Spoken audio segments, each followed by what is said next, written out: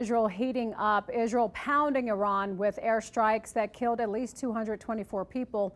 Iran retaliating with a missile strike of its own, leaving at least 24 people dead. The capital city of Iran now emptying out as Israel issues evacuation warnings for nearly 300,000 people who live in Tehran ahead of the airstrikes. President Trump echoing those calls in a post on Truth Social. Yeah, in a series of somewhat ominous posts online, President Trump says he knows where Iran's supreme leader is hiding and calls him a, quote, easy target, but then says the U.S. does not plan to kill him for now. Israel so far has yet to achieve its goal of completely destroying Iran's nuclear development program. Much of it is far underground, and President Trump is now facing a pivotal decision whether to help Israel target Iran's nuclear facilities with U.S.-made bunker buster bombs that can penetrate underground, or keep pursuing a negotiated disarmament deal. President Trump says the end goal is unchanged, that Iran cannot have a nuclear weapon. They'd like to talk, but they should have done that before. Let's say Iran is not winning this war, and they should talk, and they should talk immediately before it's too late. Before this round of shooting started, the Trump administration diplomats had been negotiating on a proposed new nuclear deal just before Israel launched missiles at Iran last week.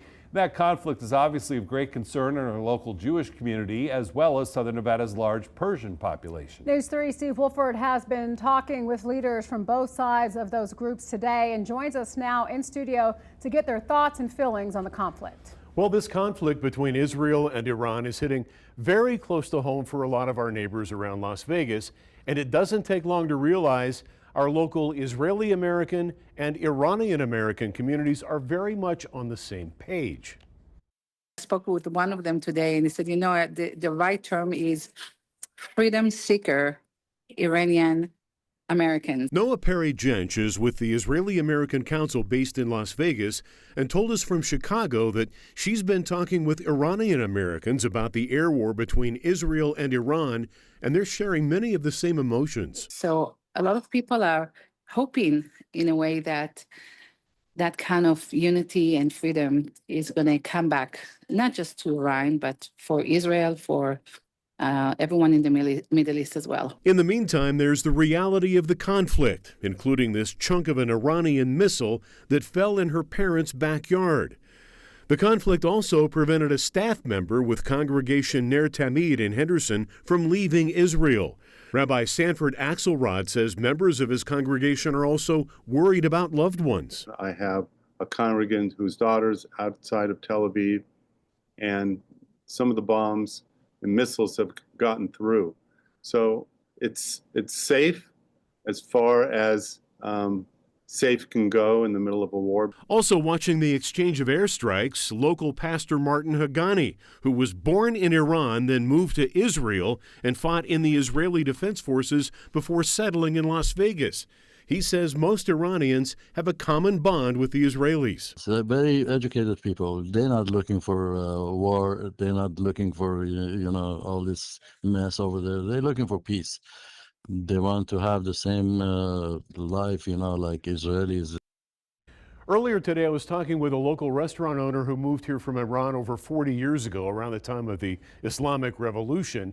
He told me he was talking with his family in Tehran this morning, and he said they are happy about the Israeli airstrikes, even as thousands of Iranians flee the capital city. Latoya, Jim, back to you. Yeah, it makes you wonder why. Thank you so much. Well, as the war between Iran and Israel rages on, a bipartisan group of lawmakers says that the level of U.S. involvement should be up to Congress. Republican Congressman Thomas Massey said that, and a Democrat counterpart, rather, that we should mention, they're introducing a resolution requiring President Trump to come to Congress before entering the fray. But other lawmakers on Capitol Hill, they believe that Trump should take control of this situation.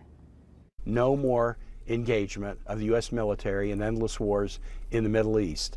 That would be a grievous, grievous mistake, and would suggest that we didn't learn anything from 20 years of losing lives. Be all in, President Trump, in helping Israel eliminate the nuclear threat.